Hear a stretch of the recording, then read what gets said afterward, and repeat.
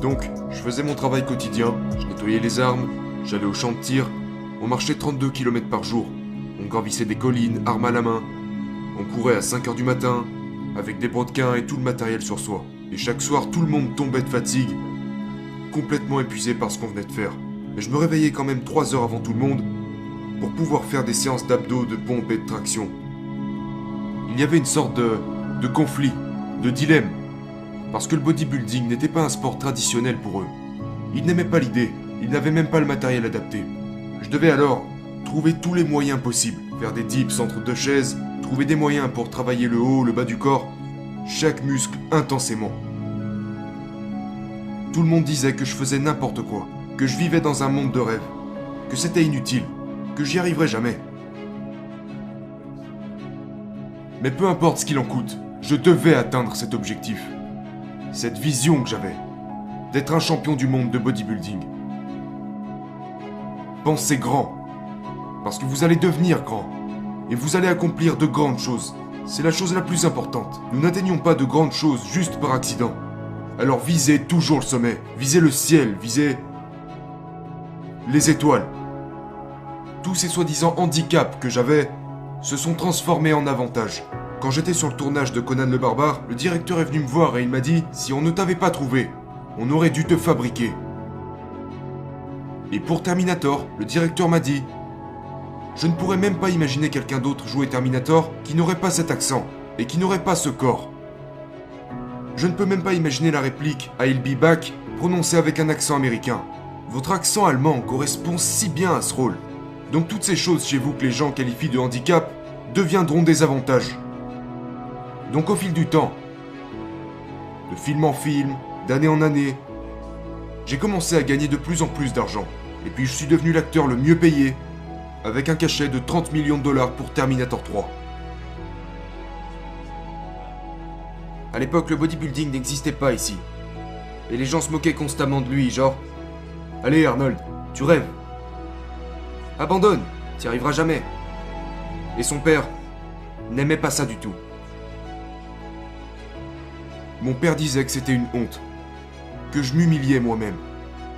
Une chose indispensable, c'est que vous devez vous bouger le cul. Si vous pensez que vous allez accomplir quelque chose de vraiment spécial ou être le meilleur au monde dans un certain domaine, et que vous pensez y parvenir sans vous mettre au travail, vous faites une grave erreur. Parce que tout ce que j'ai fait, que ce soit dans le bodybuilding, dans le cinéma, dans le domaine politique, ça m'a toujours demandé beaucoup de travail. Vous devez vous lancer et faire énormément de sacrifices. Parce que si vous n'êtes pas prêt à travailler dur, oubliez, c'est une des règles les plus importantes. Exploitez le pouvoir de votre potentiel et faites de cette nation et de ce monde un meilleur endroit où vivre. C'est ce que j'avais décidé de faire quand je n'étais qu'un immigrant qui a débarqué dans ce pays avec seulement 20 $ en poche. Et je vous garantis que ça marchera pour vous aussi si vous le décidez. Quand j'ai dit que je voulais faire du cinéma, les gens me disaient que j'étais fou. Ils me disaient « Ton accent est pourri, ton corps est énorme, ton nom est imprononçable, sois réaliste un peu. » C'était dans les années 70. Quand j'ai annoncé que je voulais devenir gouverneur, ils m'ont dit « Mais tu rêves ou quoi ? Tu ne gagneras jamais.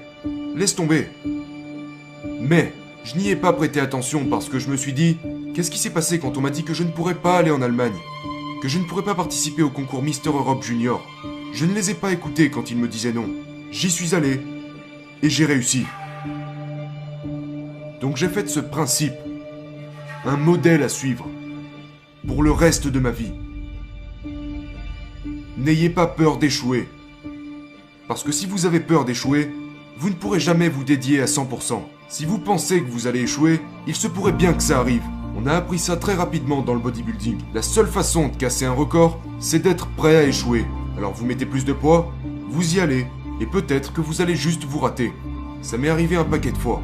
Mais en fin de compte, si vous continuez de vous entraîner dur, vous finirez par y arriver. Donc, n'ayez pas peur d'échouer. Le sol est juste là. Vous ne pouvez pas tomber plus bas. En Autriche, les enfants étaient conditionnés à suivre le chemin de leurs parents. Mais, contrairement aux autres enfants autour de moi, j'étais très déterminé à vouloir quitter le pays. Et puis un jour, je suis tombé sur la couverture d'un magazine de Rec Park.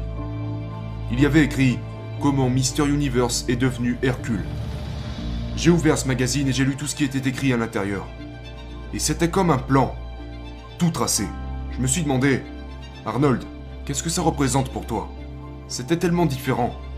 Pourquoi tu es le seul qui arrive à voir cet avenir si clairement? Aller en Amérique, gagner le concours de Mister Universe, puis entrer dans le monde du cinéma et faire des millions et des millions de dollars. Personne ne parle de ça ici. Est-ce que c'est possible? Ou est-ce que je suis juste en train de rêver? Mais, attends une minute, Rec Park l'a fait.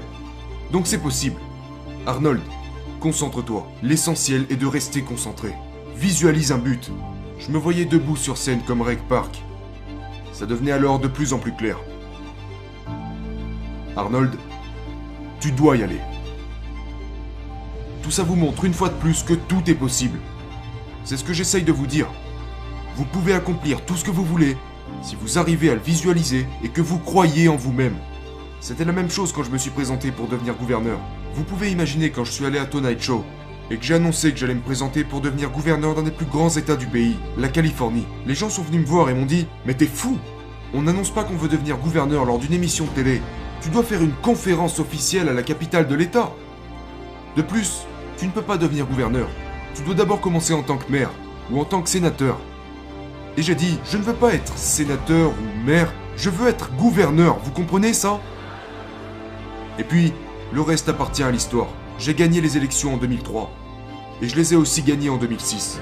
Alors permettez-moi de vous dire, vous trouverez des opposants à chaque fois que vous ferez quelque chose. Ne les écoutez pas, visualisez simplement votre objectif et sachez exactement où est-ce que vous voulez aller. Lancez-vous et travaillez comme des fous. Contournez certaines règles et n'ayez jamais, jamais peur de l'échec.